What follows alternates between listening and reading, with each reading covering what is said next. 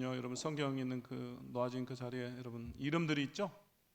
여러분 그 이름들 왜 붙여놨겠습니까? 기도해달라 그 말이죠.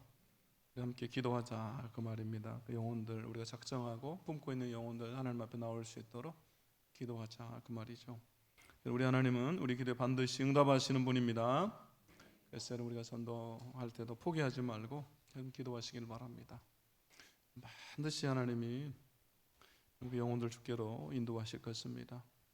우리가 보면 어떤 분들은 쉽게 교회 나와요. 한두 번만 얘기해도 그냥 다 교회 나와서 예수 믿고 변화되는 사람이 있는가 하면 어떤 분들은 1년, 2년이 걸릴 때도 있고 십수년이 걸릴 수도 있고 20년, 30년 그 이상이 걸릴 수도 있어요. 그러나 중요한 것이 우리가 포기하지 않는 것이죠. 조지 뮬러, 여러분 기도의 사람으로 알려진 조지 뮬러가 그 친구들 5명 위해서 기도하는 이야기, 그 일화를 잘 알잖아요. 처음 친구를 위해서 5년을 전도해요. 근데 한 명이 주님 앞으로 돌아와요. 그리고 또 10년이 지나서 2명이 예수 믿고 죽게 돌아와요. 5명 중에서 이제 3명이 믿었잖아요. 그리고 또 여러분 25년을 기도해요. 25년 40년이 됐을 때 한 명이 돌아옵니다. 네 번째 친구가. 그리고 12년을 더 기도하다가 율로가 먼저 죽어요. 52년을 기도했는데, 그런데 마지막 친구가 이 조지 뮬러의 장례식에 참여했다가 자기를 위해서 52년 동안 기도했던 그 얘기를 듣고요, 감동해가지고 예수 믿고 변화돼요. 52년 동안 기도해요. 여러분 포기하지만 않으면 언젠가는 돌아오는 것입니다. 그러므로 여러분 우리가 포기하지 않아야 될 줄로 믿습니다. 옆 사람에게 한번 얘기할까요? 포기하지 말고 기도합시다. 우리가 또 포기하지 말아야 될 게 있습니다. 여러분 뭘 포기하면 안 됩니까? 성경 읽는 거.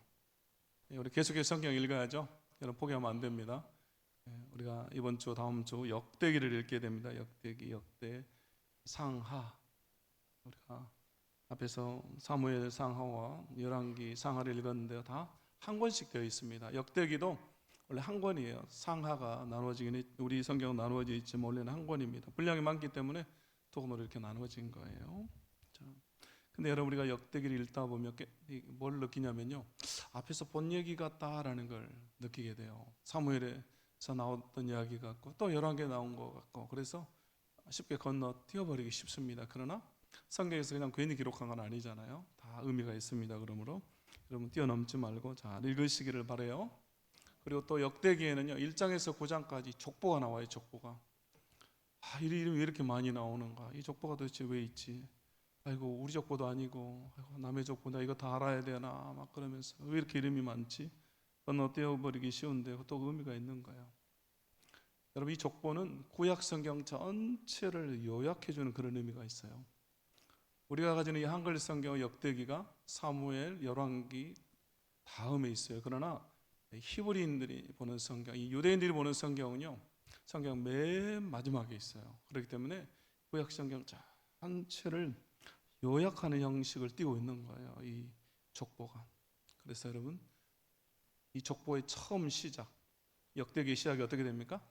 아담이라는 이름으로 시작해요. 아담으로. 창세기하고 똑같죠? 그래서 하나님의 창조의 역사를 이야기하는 거죠. 그리고 이스라엘이 하나님의 선민이라고 하는 사실을 보여줘요. 그리고 마지막에서 바벨론에 포로되었던 이스라엘이 돌아오는 내용을 기록하면서 마무리하고 있습니다. 그래서 포로에서 돌아온 이스라엘 백성들에게 소망을 주는 거예요. 소망. 여러분 우리나라를 한번 생각해 보세요. 우리가 일제의 강점기를 마치고 이제 막 광복을 했습니다. 그럼 뭐가 필요하겠어요? 소망이 필요하잖아요.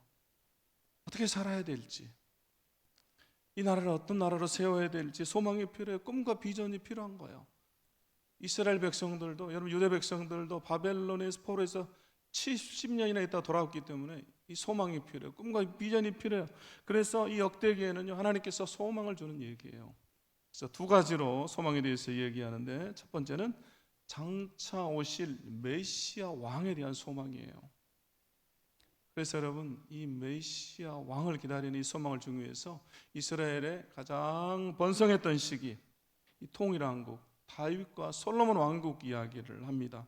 특별히 다윗 이야기를 많이 해요. 그러면서 다윗의 혈통으로 오실 메시아에 대한 메시아 예수 그리스도를 기다리게 하는 거죠. 그러면서 바라보게 하는 것이죠. 둘째는요, 미래의 새 성전에 대한 소망입니다. 성전에 대한 소망. 여러분, 역대기의 관심은요, 성전에 있어요. 성전에. 그래서 다윗이 성전을 건축한 이야기, 또 성전의 그 설계도를 하나님으로부터 받은 이야기 등을 다 기록해 놨어요. 그리고 솔로몬이 성전을 짓는 이야기도 아주 자세하게 기록을 했고요. 성전에 관심이 있다, 그 말이죠. 그래서 역대기서는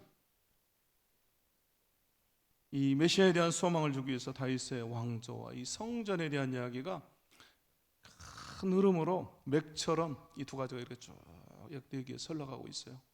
그래서 이 두 가지, 다윗 왕조 또 그리고 성전이라고 하는 이 두 가지를 쭉 잡고 여러분이 역대기를 읽어가면요, 다 이해할 수가 있어요. 족보에도 이 두 가지로 정리가 되어 있고 역대기 전체도 그렇게 정리가 되어 있습니다. 그러면서 메시아가 오셔서 성전을 재건하고 하나님의 백성을 회복시킬 것이다, 하나님의 나라를 회복시킨다라는 얘기를 하는 겁니다. 소망을 주는 거죠. 여러분, 역대기에는 성전에 대한 이야기, 성전에 관심이 있다 그랬죠. 그럼 여러분, 성전에서 빼놓을 수 없는 게 뭐겠습니까? 성전에서 가장 중요한 게 여러분 뭡니까? 하나님의 법궤죠. 법궤. 하나님의 임재를 상징하는, 우리 하나님을 상징하는 하나님의 궤가 성전에 있어야 돼요. 그래서 오늘 다윗이 하나님의 궤를 옮기는 이야기를, 여러분 오늘 이 이야기는 역대기에만 나와요. 이 이야기를 통해서 우리가 오늘도 교훈을 받기로 합니다. 자, 3절에 보면 이렇게 나오죠. 3절 말씀. 자, 우리 같이 한번 읽어보겠습니다. 시작. 우리가 우리 하나님의 교회를 우리에게로 옮겨오자. 사울 때에는 우리가 교회 앞에서 묻지 아니하였느니라 하매. 아멘. 다윗이 지금 어떤 마음을 품고 있습니까? 하나님의 법궤, 교회를 가지고 올 하나님의 임재를 상징하는 하나님의 교회를 다시 모셔오려는 마음을 품었어요. 여러분, 좋은 의도를 품었죠. 근데 여러분, 우리가 결론까지 다 읽었지만요, 여러분, 이 이야기가 실패로 끝납니까? 성공으로 끝납니까? 실패로 끝나죠. 성공하지 못해요. 13장을 지나 15장에 보면 성공하는 이야기가 나와요. 근데 우리가 가진 성경이 실패예요. 우리의 실패를 통해서 여러분 교훈을 얻는 거죠. 하나님, 우리 실패를 통해서 우리에게 교훈하시는 분이십니다. 여러분, 비록 실패는 쓰고 고통스럽고 눈물 나요. 그렇지만 하나님은 우리의 실패를 사용하세요. 우리의 연약함을 들어 쓰신다라는 거죠. 여러분, 우리의 약함이 하나님의 영광을 드러내는 것입니다. 그래서 여러분, 로마서 8장 26절에서 뭐라고 말합니까? 이렇게 말하죠. 이와 같이 성령도 우리의 연약함을 도우시나니. 여러분, 뭘 도우신다고요? 우리의 연약함을 도우신다. 여러분, 강함을 도운다가 아니에요. 하나님 우리의 연약함을 도와주십니다. 그래서 여러분, 우리의 약함을 하나님 앞에서 인정하는 거예요. 여러분, 사람 앞에서 우리의 약함을 인정하면 어떻게 됩니까? 여러분, 초라해지잖아요. 무시받고. 그러나 하나님 앞에서는 그렇지 않아요. 우리 하나님 앞에서는 우리의 약함을 인정하는 거예요. 하나님, 저에게 너무너무 약해요. 하나님, 저에게 부족합니다. 남들은 다 있는 것 같은데 하나님, 저는 이게 없어요 라고 약함을 인정해요. 그러면 하나님 그 약함을 들어서 기적을 나타내 보여주세요. 왜냐하면 우리의 약함을 도와주시기 때문에, 하나님 우리 약함을 도와주시기 때문에 나 약함이 기적의 통로가 되는 것입니다. 그러므로 여러분, 하나님 앞에서 우리 약함을, 우리 실패를 인정해야 할 줄로 믿습니다. 자, 오늘 다시 하나님의 교회를 옮기는데 실패한 이야기, 이것을 통해서 우리에게 주는 교훈을 살펴보기를 원합니다. 자, 오늘 말씀 1절과 2절에 이렇게 나옵니다. 1절과 2절 말씀. 다윗이 천부장과 백부장 곧 모든 지휘관과 더불어 의논하고 다윗이 이스라엘의 온 회중에게 이르되 만일 너희가 좋게 여기고 또 우리 하나님 여호와께로 말미암았으면, 이렇게 나오죠. 자, 1절과 2절이 여러분 똑같이 어떤 말로 시작합니까? 다윗이라는 말로 시작하죠. 지금 다윗이 주체예요. 다윗이 하나님의 교회를 옮길 마음을 품은 것입니다. 그런데 1절 보십시오. 1절에서 다윗이 누구와 여러분 의논합니까? 이 내용을 천부장과 백부장 곧 모든 지휘관과 더불어 의논했다, 이렇게 나오죠. 백성이 지도자들과 의논했어요. 그리고 2절에 보니까 다윗이 이스라엘의 온 회중에게 이르되 만일 너희가 좋게 여기고.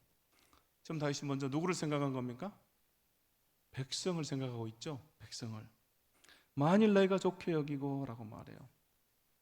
그리고 나서 또 우리 하나님 여호와께로 말미암았으며, 마치 하나님 뒤에다 끼워 넣는 것 같아요. 여러분 시작이 좀 불안해 보이죠?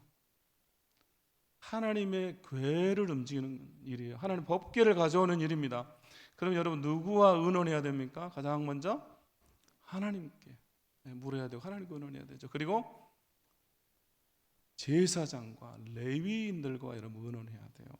법궤를 옮기는 일을 가장 잘하는 사람은 레위인들이죠. 그러나 레위인들과 의논하지 않아요. 하나님 법궤를 가져오겠다라는 마음을 품었는데 백성의 지도자들과 그것을 의논하고, 그리고 백성에게 야 너희가 좋게 여기면 이라고 말하고 있어요.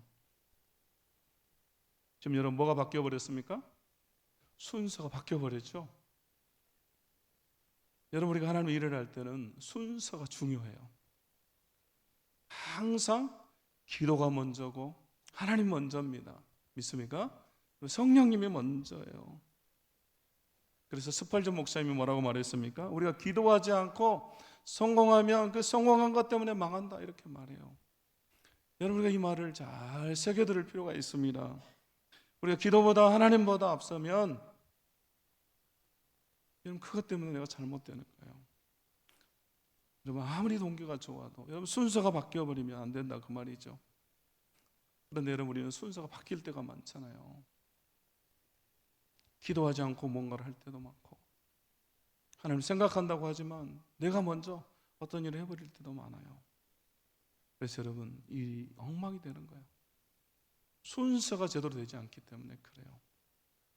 오늘 본문이 우리에게 그걸 교훈해 줍니다. 자 4절 이제 보겠습니다. 4절에 이렇게 나오죠. 뭇 백성의 눈이 이 일을 좋게 여김으로 온 회중이 그대로 행하겠다 한지라. 백성들이 좋아해요. 그런데 사실 여러분 하나님의 법궤를 가져오는 일은 여러분 누구 보기에 좋아야 됩니까? 하나님 보시기에 좋아야죠. 하나님을 기쁘게 해야 됩니다. 여러분 사람의 동의나 찬성보다 더 중요한 게 하나님의 동의, 하나님의 찬성, 하나님을 기쁘시게 하는 거예요. 그런데 이제 온 회중이 그대로 행하겠다.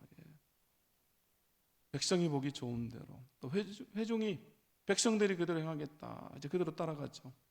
다윗은요 법궤를 가져오는 일을 이제 온 국가적인 행사로 캠페인을 하고 있습니다. 온 국가 행사가 되어버렸어요. 그래서 여러분 5절에 보면요 이렇게 나오죠. 이에 다윗이 애굽의 시올 시내에서부터 하마더기까지 온 이스라엘을 불러 모으고, 백성들 다 불러 모았습니다. 또 6절에도 그렇게 나오죠. 다윗이 온 이스라엘을 거느리고, 온 이스라엘 백성들 다 모아가지고. 이렇게 하는 이유는 뭡니까? 이제 자신이 통일 왕국의 왕이 되었기 때문에, 사울에 의해서 왕이 됐기 때문에 정치적인 안정을 이루고 싶은 거예요. 온 국민을 하나로 만들고 싶은 정치적인 마음이 먼저 들어가 버렸어요. 그래서 이제 법궤를 메워오는데요. 지금 여러분 법궤가 어디에 있습니까? 오늘 말씀해 보니까 5절에 보니까 어디에 있다고 나와요? 기럇 여아림이라고 나오죠. 기럇 여아림에서부터 하나님의 궤를 메워가지고 메워오고자 할세 이렇게 나오죠. 그리고 7절에 보면요 아비나답의 집에서 나오는데 이렇게 나와요. 아비나답의 기럇 여아림에 있는 아비나답의 집에 법궤가, 하나님의 궤가 계속해서 있었던 겁니다. 그리고 이 말씀을 이해하려면요 사무엘상을 봐야 되는데요. 사무엘상 4장에 보면요 엘리 제사장 때 법궤를 블레셋에게 빼앗겨 버려요. 그리고 하나님께서 블레셋에게 심판을 내리셔서 이 법궤가 다시 돌아오게 하죠. 그래서 법궤가 돌아오는데 어디로 돌아가냐? 바로 사무엘상 7장 1절과 2절에 보니까요 기럇 여아림의 사람들이 와서 여호와의 궤를 옮겨 산에 사는 아비나답의 집에 들여놓고 이렇게 나오죠. 그리고 2절에 궤가 기럇 여아림에 들어간 날부터 20년 동안 오래 있은지라.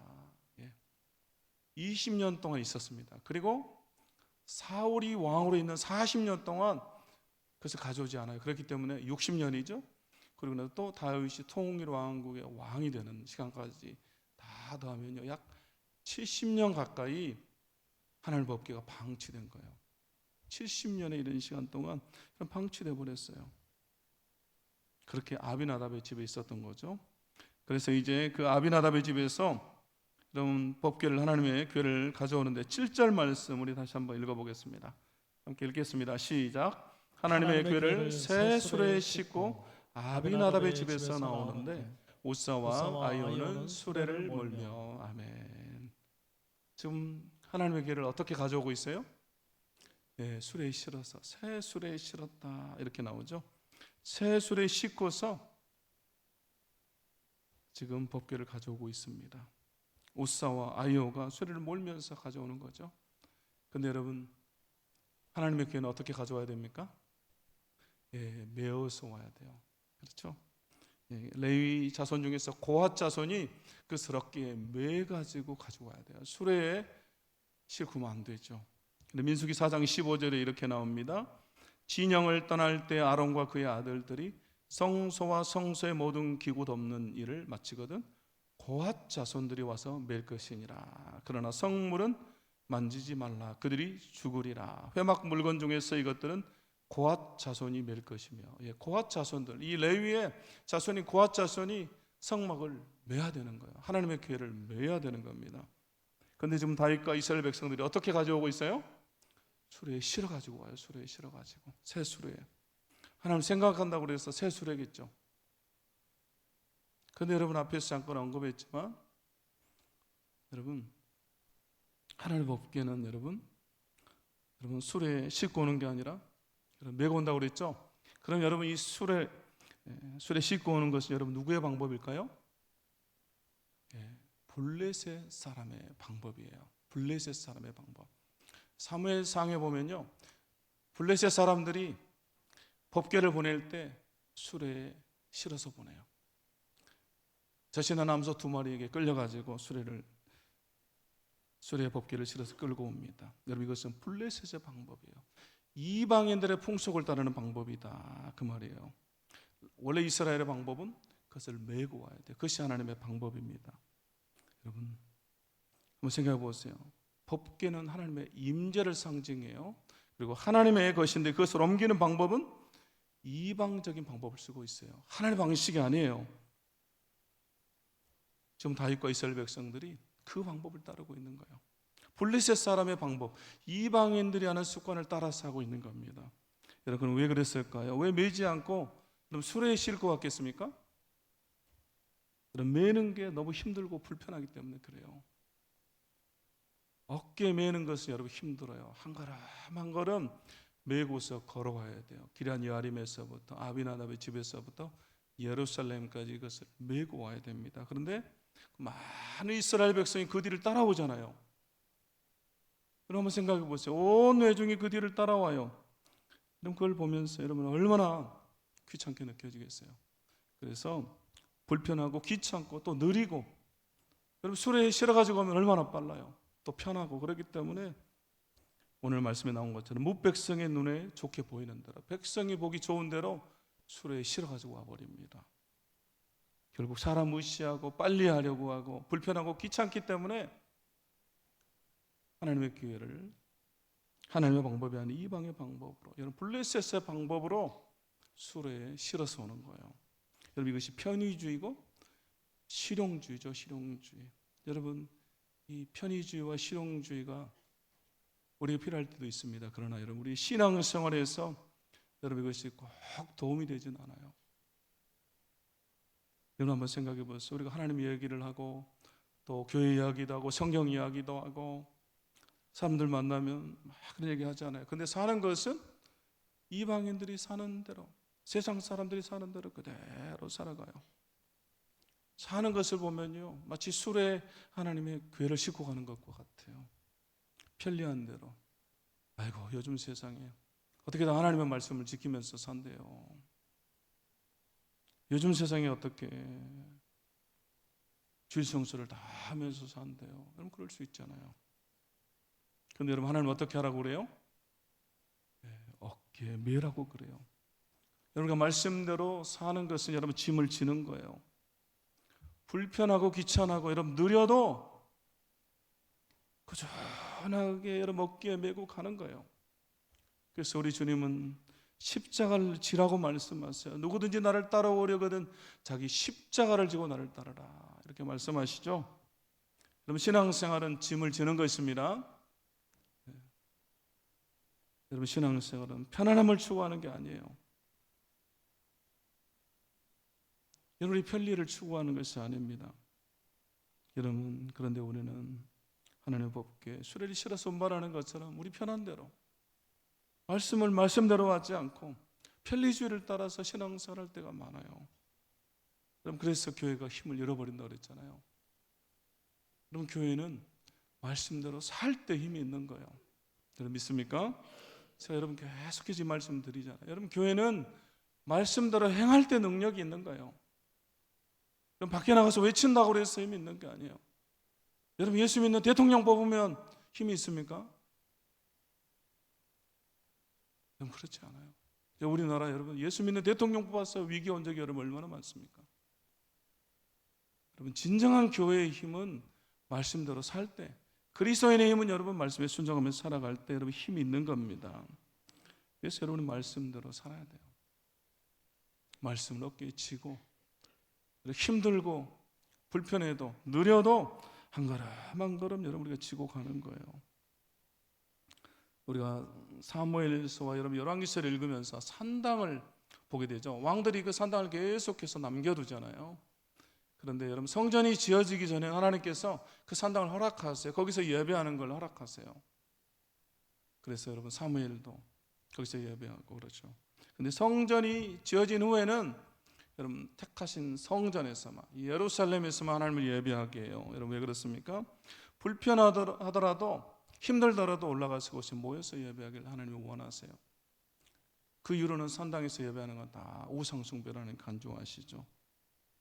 근데 왕들이 그 산당을 취하지 않아요. 백성이 편한 대로 그냥 내버려 둬버리는 거죠. 백성이 하기 귀찮으니까 성전까지 올라가기 귀찮으니까 산당에서 예배하도록 우상과 함께 하나님을 섬기도록 여러분 허락하는 거예요. 나중에 그것이 여러분 다 올무가 돼요. 하나님을 섬기는 다 올무가 돼요. 여러분 그래서 여러분 우리 귀찮아도요 교회 나와서 예배하는 거예요. 내 몸이 너무 불편하고 여러분 그렇지만 않으면 우리는 예배 나와야 돼요. 교회 나와서 예배하는 것이죠. 또 주일 오후도 마찬가지고 여러분 우리가 많은 수가 모이지 않아도 주일 오후에 수요일에도 계속 모이잖아요.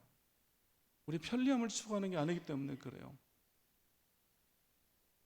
코로나 이후에 여러분 우리나라의 가장 큰 교단에서 여러분 주일 오후 예배 취소해버렸다고 그랬잖아요. 이런 주일 오후 예배 없으면 밥도 안 줘도 되고 여러분 편하죠. 근데 여러분 우리는 그렇게 하지 않아요. 또 목장 모임도 하고 전도도 계속 하도록 하고 여러분 안 하면 편해요. 그러나 여러분 신앙은 편리함을 추구하는 게 아니기 때문에 그러는 겁니다. 그러므로 여러분 우리 자신을 돌아볼 수 있기를 원합니다. 그래서 우리가 불편해도 귀찮고 좀 느려도 한 걸음 한 걸음 여러분 십자가를 지고 말씀에 순종하면서 걸어가는 우리가 되어야 할 줄로 믿습니다. 하나님의 방법대로 우리가 살아가야죠. 자 이제 8절 여러분 말씀 보겠습니다. 8절에 이제 이렇게 나오죠. 다윗과 이스라엘 온 무리는 하나님 앞에서 힘을 다하여 뛰놀며 노래하며 수금과 비파와 서구와 재금과 나팔로 연주하니라. 그럼 지금 이스라엘 백성들이 뭘 하고 있습니까? 하나님을 경배하고 있고 하나님께 예배하고 있죠. 그런데 여러분 한번 생각해 보세요. 이들이 기뻐 뛰놀며 하나님을 예배하고 있어요. 악기까지 동원해서 화려하죠. 그러나 정작 법궤를 가져오는 방식이 틀렸잖아요. 하나님의 말씀대로 되고 있질 않아요. 그러면서 하나님을 기쁘게 예배한다고 하고 있어요. 여러분 이 예배를 하나님 기뻐 받으실까요? 그렇지 않죠. 이 경배를 하나님이 받으시지 않아요. 여러분 가끔 여러분 우리도 물어봐야 돼요. 우리 예배를 하나님 기뻐 받으실까? 하나님을 기쁘시게 하고 하나님의 말씀이 선포되어지고 이것이 예배의 본질이잖아요. 그래서 예배가 아무리 여러분 화려해 보이고 좋아 보이고 그래도 여러분 예배의 중심이 하나님이 아니면 소용이 없어요. 하나님을 기쁘시게 하지 않으면 예배가 여러분 소용이 없는 거죠. 그러나 보잘것 없어도 소수여도 하나님을 기쁘시게 하고 하나님 원하시는 방법들을 여러분 드려져야 되는 것입니다. 그래서 여러분 예배를 통해서 온전히 하나님께 영광 돌리고 하나님 말씀이 선포되어지고 또 하나님 만나고 여러분 이것이 온전한 예배예요.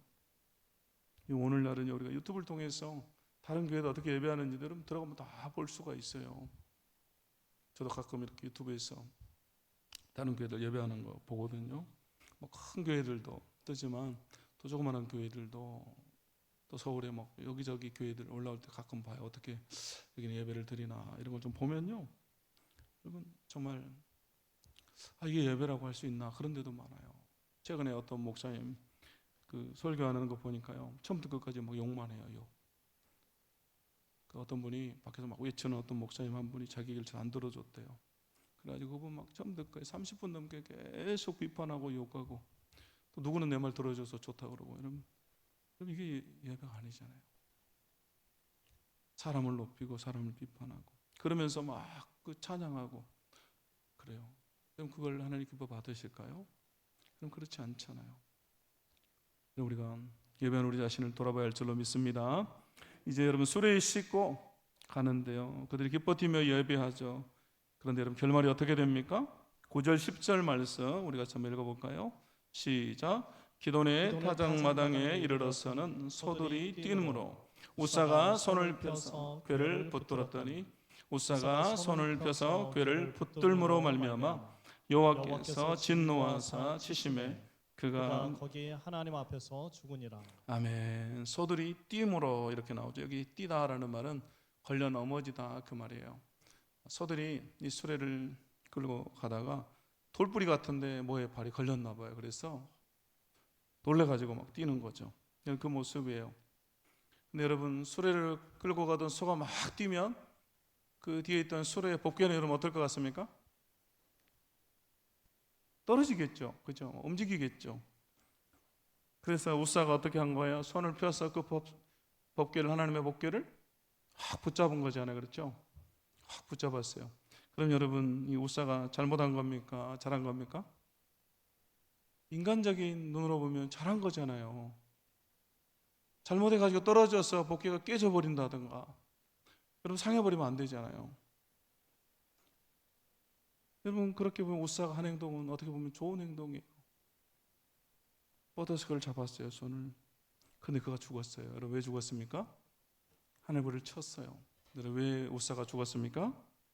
그것은 뭘 어긴 겁니까? 하나님의 말씀을 어겼죠. 하나님의 말씀을 어겼기 때문에 하나님께서 하나님의 궤를 만지지 말라고 그랬잖아요. 만지면 죽는다 그랬어요. 여러분 사실 결국은 흔들려도 놔둬야 돼요. 여러분 말씀을 어기면서까지 손을 대서 그것을 붙잡을 권한을 우사에게 준 게 아니에요. 하나님께서. 여러분 하나님의 일은 하나님이 하십니다. 하나님이 하세요. 여러분 오늘 7절에 보면요, 우사가 나오고 또 한 사람, 여러분 아이오가 나와요. 아이오. 두 사람이 같이 수레를 끌고 가고 있는데 우사는 손을 내밀어서 그걸 붙잡아서 죽었어요. 그러나 아이오는 살았어요. 두 사람이 똑같이 가다가 한 사람 죽고 한 사람은 살았죠. 여러분 왜 우사만 그 상황에 손을 내밀었을까요? 여러분 그 상황에서 여러분 우사가 손을 내밀는데 어떤 마음으로 여러분 손을 내밀었을까요? 여러분 그런 생각을 해봤어요. 아마도 우사는 내가 잡아야 된다, 내가 이 법궤를 붙들어야 된다라고 하는, 내가 지켜야 된다라는 그런 마음이 있지 않았을까 그런 생각을 해봤어요. 내가라고 하는, 여러분 내가 아니면 누가? 우리가 교회 일하면서 내가 없으면 안 돼, 내가 그것을 붙잡아야 되라고 하는 여러 마음이 우리에게 있을 수 있어요. 교회 일, 하나님 일을 하면서 내가 나 없으면 안 돼, 그럴 수 있어요. 그런데 여러분 하나님의 일은요, 하나님이 하세요. 하나님은 내가 없어도 하나님의 일을 하십니다. 단지 하나님께서 우리를 은혜로 이곳에 둔 거예요. 여러분 믿습니까? 여러분 내가 하나님을 대신할 수는 없습니다. 여러분 우선 이 실수를 하고 있는 거예요. 말씀을 어겨가면서까지 법궤에 여러분 손을 대는 권한을 그가 가지고 있지 않아요. 하나님의 일을 하세요. 내가 손을 안 대면 어떻게 되나요? 고민할 필요가 없는 거예요. 여러분 한번 따라해 볼까요? 하나님의 일은 하나님이 하십니다. 여러분에게 믿음이 필요해요. 여러분 교회의 일은, 하나님의 나라의 일은 하나님이 다 이루어갔어요. 우리 은혜로 사용하시는 거예요. 내가 가치가 있고 능력이 있어서 그런 게 아닙니다. 자, 이제 13절 14절 보시면요, 이렇게 나오죠. 다윗이 궤를 옮겨 자기가 있는 다윗성으로 메어들이지 못하고 그 대신 가드 사람 오벳 에돔의 집으로 메어가니라. 하나님의 궤가 오벳 에돔의 집에서 그의 가족과 함께 석 달을 있으니라. 여호와께서 오벳 에돔의 집과 그의 모든 소유에 복을 내리셨더라. 아멘. 여러분, 상황이 이렇게 되기 때문에 다윗이 하나님의 교회를, 법궤를 다윗성으로 예루살렘으로 가져가지 못하죠. 그리고 오벳에돔의 집에 법궤가 석 달을 머무는데 하나님께서 그의 집과 그의 소유에 복을 주셨다. 이렇게 나오죠. 지금 보시면요, 여러분, 우리가 뭘 깨달을 수가 있습니까? 법궤를 두고서 어떤 사람에게는 복이 되고 어떤 사람에게는 저주가 되죠. 이 법궤를 두고서 어떤 사람은 살고 어떤 사람에게는 여러분 죽음이에요. 어떤 사람은 생명을 얻고 어떤 사람은 죽습니다. 여러분, 우사와 아이오 두 사람 중에 우사는 죽었어요. 그러나 아이오는 살았습니다. 또 여러분 나중에 가면요, 15장에 이제 두 번째로 법궤가 여러분 들어오는데요, 다윗이 어떻게 합니까? 너무너무 기뻐서 옷이 벗겨질 정도로 춤을 추면서 하나님 앞에서 즐거워하죠. 다윗이 너무너무 기뻐해요. 여러분, 처음에 실수했잖아요. 실패했어요. 그런데 이제 성공했잖아요. 하나님 법궤를 가져왔어요. 그래서 너무너무 기뻐요. 그래서 춤을 춰요. 근데 그것을 본 미갈이 창문에서 내려다보다가 여러분 어떻게 합니까? 다윗을 비웃어요. 야, 왕이 채통도 없이 그런다고 비웃죠. 그래서 미갈에게 여러분 저주가 임해요. 그래서 미갈은 죽는 날까지 생명을 잉태하지 못해요. 법궤를 두고서 미갈에게 저주가 임한 거예요. 여러분, 우사는 실질적으로 죽었지만 여러분 미갈은 생명을 낳지 못하는 영적으로 죽은 거죠. 그러나 다윗은 이 법궤 때문에 살아요. 여러분, 사무엘서도 여러분 역대서도 보면요, 법궤를 안 찬 그 이후에 하나님께서 다윗이 어디로 가든지 이기게 하셨다라는 말씀이 나와요. 그 산 거죠. 또 오늘 오벳에돔에도 마찬가지예요. 오벳에돔도 법궤가 그의 집으로 오므로 복이 임하잖아요. 그의 소유에도 복이 임해요. 결국 여러분 이 법궤가 뭐와 같습니까? 예수 그리스도와 같아요. 여러분, 법궤는 예수 그리스도의 그림자고 모형입니다. 그래서 여러분 고린도전서 1장 18절에 십자가의 도가 멸망하는 자들에게는 미련한 것이요 구원을 받은 우리에게는 하나님의 능력이라. 그리스도가, 십자가가 어떤 사람에게는 여러분 걸림돌이 돼요. 그러나 어떤 사람에게는 반석, 생명의 반석이 됩니다. 어떤 사람에게는 오늘 법궤 때문에 죽음과 삶이 갈리는 것처럼 예수 그리스도로 인해서 죽음과 생명이, 운명이 바뀌는 거예요. 이제 우리도 그리스도로 인해서 생명을 얻고 은혜를 받는 사람이 되기를 원합니다. 이미 여러분도 우리는 이미 예수 그리스도로 인해서 생명을 얻었고 그런 복을 받은 자들이잖아요. 여러분 믿습니까? 그래서 여러분 그 복이 이제 나뿐만 아니라 우리 가정에게, 우리 소유에 여러분 흘러넘치게 되는 것입니다. 오늘 그리스도로 말미암아 이 복이 저 여러분 이미 주어진 줄로 믿습니다. 여러분 이제 말씀을 마치겠습니다. 오늘 다윗이요 법궤로 옮기려다 실패하죠. 이 이야기를 통해서 우리는 첫 번째로 우선순위에 대해서 여러분 생각했습니다. 기도보다 말씀보다 하나님보다 우리가 앞서서는 안 된다. 또 우리가 하나님의 방법을 따라서 여러분 좀 불편하고 힘들어도 느려도 우리가 십자가를 지고 말씀대로 살면서 믿음의 길을 가야 된다라는 말씀을 드렸고요. 온전한 예배자로, 그리고 지금 나를 이 자리에 있게 하신 분 우리 하나님이다 라는 사실을 믿으면서 여러분 나를 내려놓고 내가 아니면 안 돼라고 하는 사실, 여러분 이걸 내려놓고요 예수 그리스도 안에서 온전한 생명으로 주님 주시는 복된 삶을 살아가는 저 여러분이 될 수 있기를 주의 이름으로 소원합니다. 자, 이제 우리 함께 찬양하겠습니다. 선한 능력으로 우리 함께 찬양하고 결단하며 기도하겠습니다.